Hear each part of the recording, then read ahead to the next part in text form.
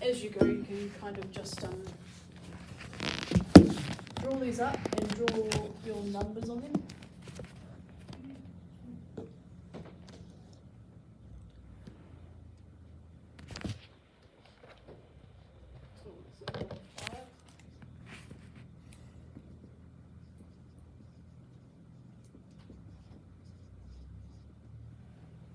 I always tell them to do it on that base because you can also do it like a dummy approach run, as you don't want to start setting a descent on your final leg and still be trying to figure out your descent and leveling off when you are flying and being your runway.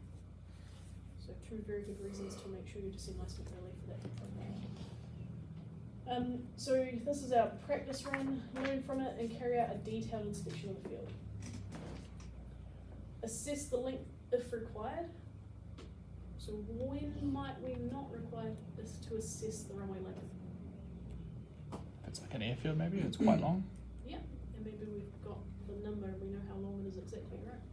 So we're doing a precautionary to fox climb, for example. Yeah. Cool. If we're landing to a paddock though, it's pretty important that we assess that length and make sure we could actually land in it. So we're going to use a timing run, and we do this by going 2 knots is approximately 1 meter per second. So what speed are we going to be flying at? 80 knots. 80 knots. So how many meters per second is that? 40 meters per second. So how long would you want your field to be able to land in it? You guys have done enough landings and you've done some P charts. How long was the last landing P chart you did? How many meters did you require? 400. 400, convenient. So if we are expecting it to be 40 meters per second and we need a 400 meter field, how many seconds do we need our field length to be? 10 seconds. Cool. So 10 seconds, right? So make sure you've gone through that calculation. I've heard many complaints from examiners lately of being told by students when they've been doing a precautionary, or how long do you need that field to be, and they just go 10 seconds, and then they'll say, oh, like maybe 8 seconds to 10 seconds, and then the examiner asks why, and they are all shoulders because they would just go, oh, I've just been told 10 seconds, you know. So make sure they're clear on how we actually got there. So 2 knots is 1 meter per second, therefore we're traveling at 80 knots. What does that mean? Just so that the student can adjust for any variables, right? They know how they got there, so if something changes, they can adjust.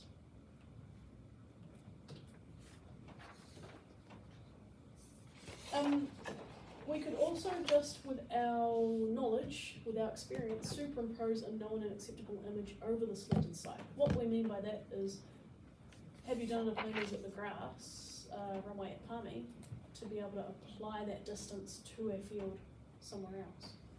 Might be a bit tricky, it's going to take a bit of experience, so it's you being confident that that field looks long enough is what we're really saying here.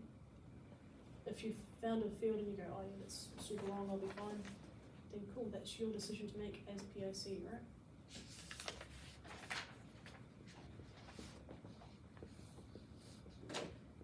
Yeah, don't start timing a field if it's obviously long enough because it's at a place like field or fox pine or something like that.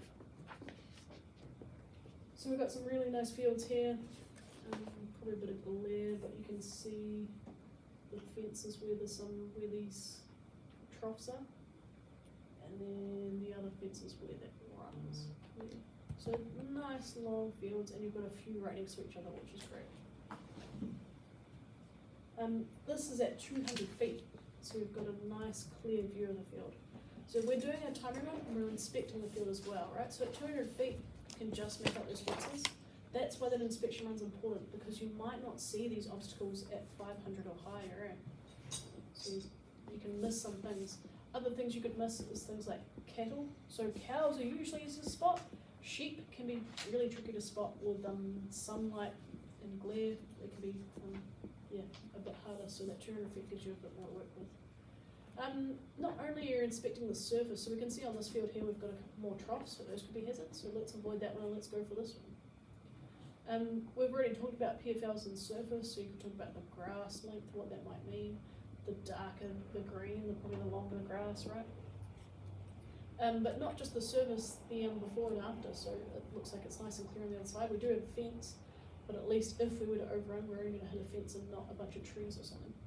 And same for the other side. It appears from this angle that we just have more fields on the other side, but there could be trees over here. Maybe we're coming into land from this direction and there's high trees over here that would make it a bit worse soon. So you're not just considering the field you're landing on, but its surroundings too.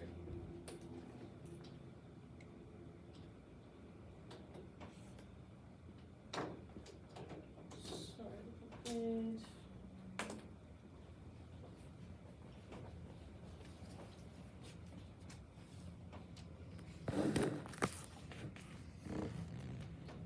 number 6 there, and you can just put the numbers up and write your list up on the side, whatever works for you.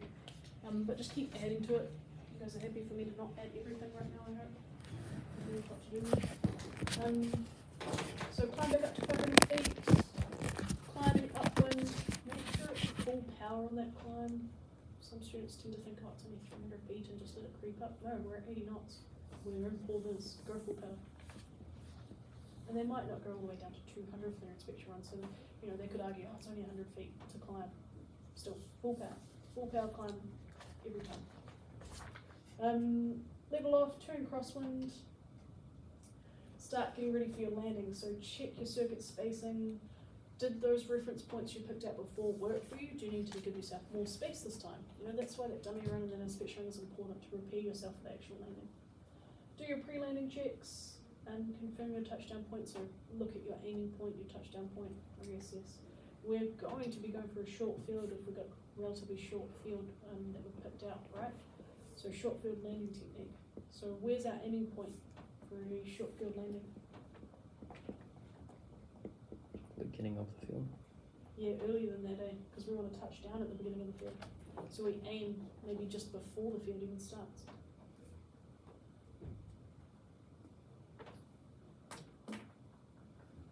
Right. Here is what we would hopefully have up on the board by this stage anyway, but if not, that's fine, you've got this. So just remember it's an animation that'll keep going, so just talk through what's happening. So number 1, as discussed, we're going to be crossing the field at a right angle. In this case, we're going to be doing a left-hand pattern. So we're assessing the drift, joining the circuit, making our passenger brief and our pan or mayday. Now our dummy approach, we're descending down to that 200 feet and we're doing our runway inspection, timing run, climbing back up to 500. Now we're getting ourselves ready to land, so we're checking that spacing, we are doing our pre-landing checks, we are checking that aiming point, and then we're coming in for a short field landing. And we're on the ground. We do that turn, we come to our downwind, we've made our ankle and passenger brief, we check the approach. We descend down to do an inspection run, and it's not long enough. What do you do? Back up to 500? I know the field. Right, start the process again. It does depend on how much time we have, but we will talk about very soon if we don't have much time anyway, what is going to change. Cool. So yeah, that's kind of the picture you want up on the board as you go, because then you're just going through it, and you can rub it off the board and then get them to talk about what's happening, but it doesn't really matter. So the landing, we've practiced short fields before, but we're arriving at the decision altitude at 65 knots. Reduce the power in the flare and raise the nose to touchdown. Keep that back pressure on those main wheels so that we have more brake effectiveness. Maximum braking, that means don't slam the brakes on immediately. Start applying the brakes and you increase more and more as you slow down, right? Until you've got a lot of pressure on the brakes to come to a stop. What happens if we slam on the brakes? Screw. Yeah, we're gonna leave some marks in the paddock and the opponent's gonna be angry at us. So yeah, smooth, increasing until you're using a lot of pressure. Avoid major obstacles. Questions here, they've done the PFL brief. What do I mean by that? Shut the aircraft down, and under no circumstances should you attempt to taxi or attempt to take off. The aircraft is there, and you are talking to people and assessing on what the next steps are. If it's not your aircraft, if you don't own it, then you're definitely not the one to decide what happens after that day. Vacate and contact someone. ATC, Massey. You're definitely going to contact Massey, but were you talking to someone like ATC before you made the landing? I'm going to call them to say, yeah, I made it on the ground, thanks. So just think about who you want to contact. Right, hazardous attitude. So this is coming back to, remember that the hardest part about this was making a decision to do it. So macho, don't be macho and try to impress your passengers by pushing the limits. And I've heard of pilots that do this sort of shit and it scares the shit out of me, and I don't expect them to live long. I've had people bragging to me about how they flew their whole family somewhere and they had a comms failure, but they continued to land in a place that was an MBZ, and you know the weather was absolute shit and huge turbulence, and all their families puking in the back, and they think it's the funniest thing ever. Not cool, and yeah, I don't think your life expectancy is very long with that attitude. Yeah, if you push it too far, then, if you push your limits, you're going to do it too far one day. And this is where, let's say, steering weather caused a crash because you just kept going, I'm going to carry on, I'm fine, like, I can do this, rather than making that precautionary landing. So yes, that decision to make one is very difficult, but it is better than an alternative, and that's why you're still thinking about that. Is it safer to continue flying now, or is it safer to land? So carrying on with the human factors of it, it's going to be a very stressful situation. Like I said, me and my instructor arguing in flight about where we were was so irrelevant at the time. It didn't matter where we were, we should have been looking for a field and landing at. But the stress of the situation was getting to both of us, I guess. So our decision making on what was priority right now was the big problem, because the first mindset of it was we need to find out where we are so that we can get somewhere safe. But looking around, there wasn't anywhere to get to anyway. It didn't matter. Yeah, decision making is likely to be impaired. So aviate, navigate, communicate. Lucky we were still aviating.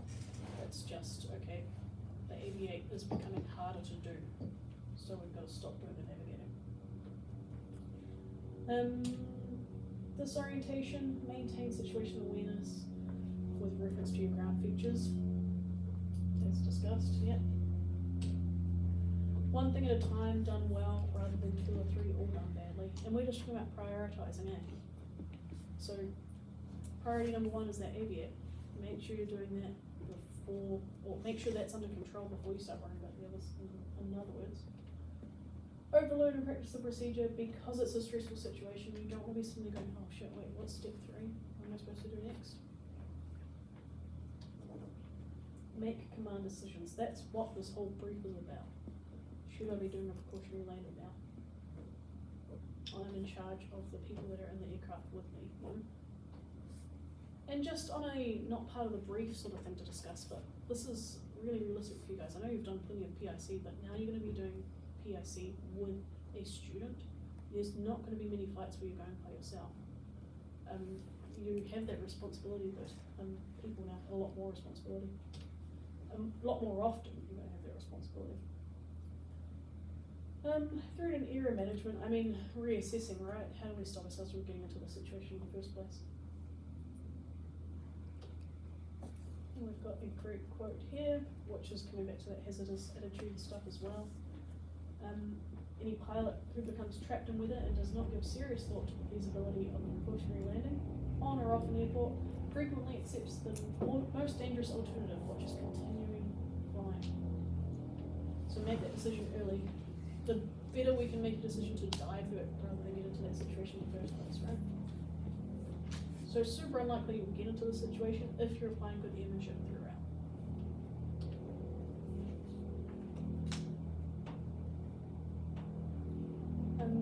Be ready to adapt. So now we're going to talk about the differences. So if we hit deteriorating weather, how much space have we actually got with terrain, with visibility?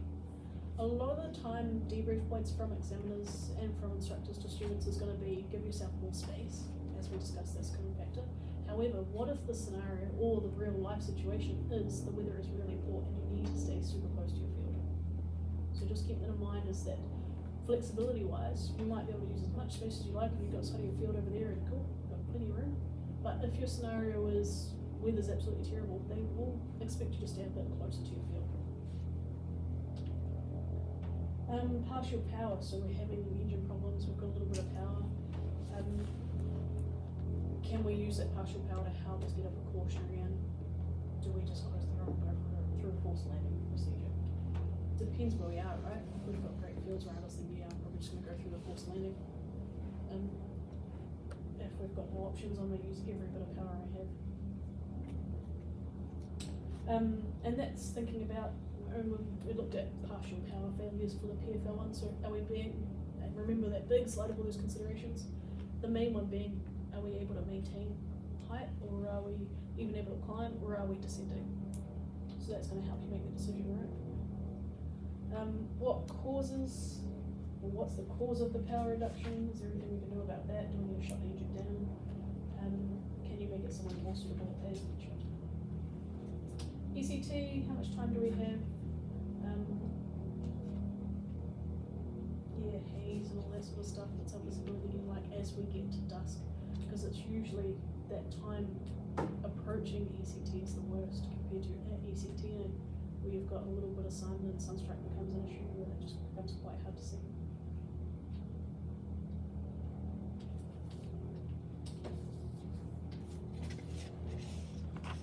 Poor vis config. Maybe we don't. I might be remembering this correctly. Do we not run through this in the flying one? We do? I think we do. Yeah. Okay, so just revision here. Shouldn't be anything new. You guys are all happy with that one?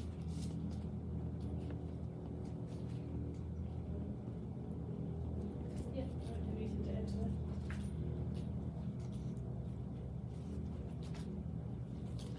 Revision.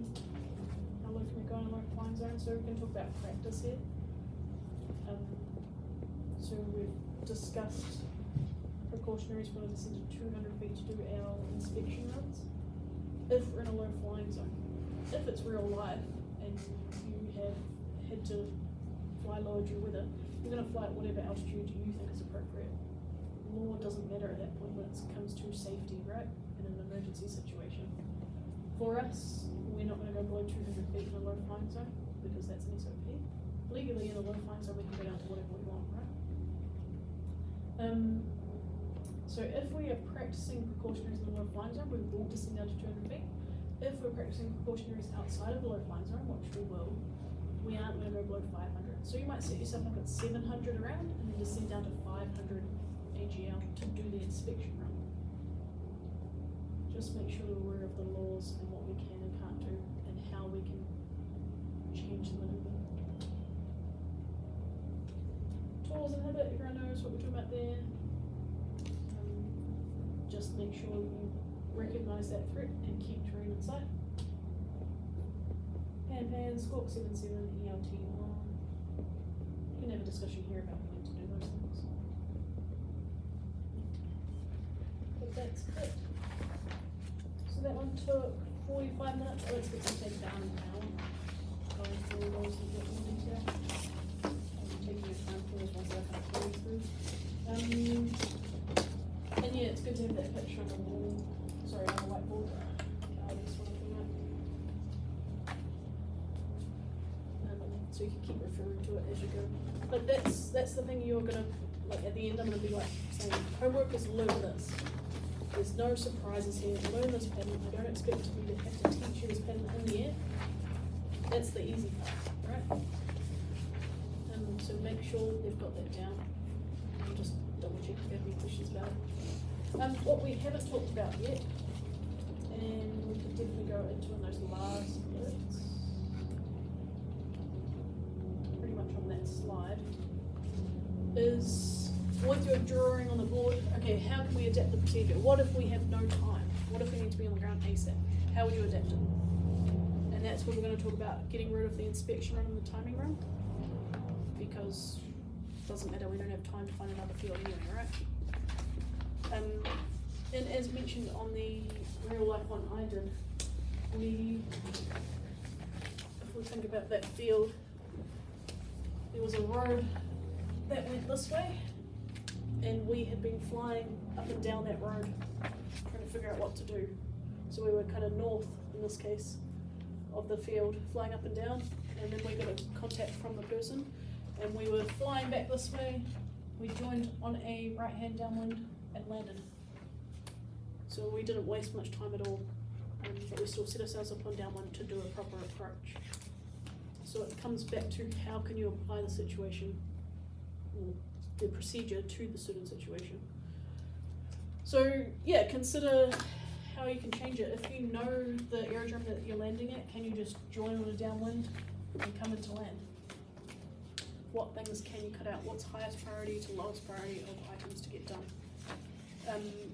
Right-hand patterns, that shouldn't be anything crazy to them, but make sure you practice with your students a right-hand pattern as well. Don't just make it all left hands every time. Give them some variables in your scenarios. Try to get creative. I've had scenarios where I just say the weather's bad. I've had scenarios that I give to the student where I say, hey, I'm having a heart attack and I know that farm down there has a defib. Can you land in a field near them ASAP? You know, just to give them a little bit more to think about and how they can change the procedure to make it work. Because when I gave that scenario, they started looking for a field that was way away, and I was like, no, we need to land as close to that one as we can. There's not great fields around there, but you're going to be able to make one of those fields. Yeah, so you can definitely get creative on this one. Apply those real life scenarios. Any questions? How long? It took me 45, but like I said, it should probably take you about an hour.